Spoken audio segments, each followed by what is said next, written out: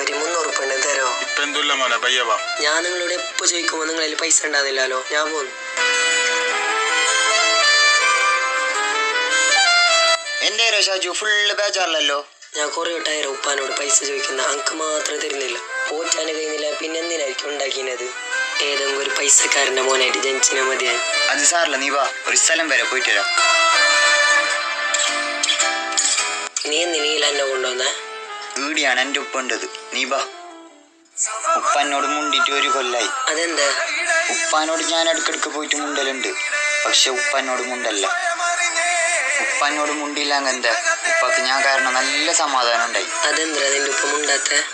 അതാ എന്റെ ഉപ്പ.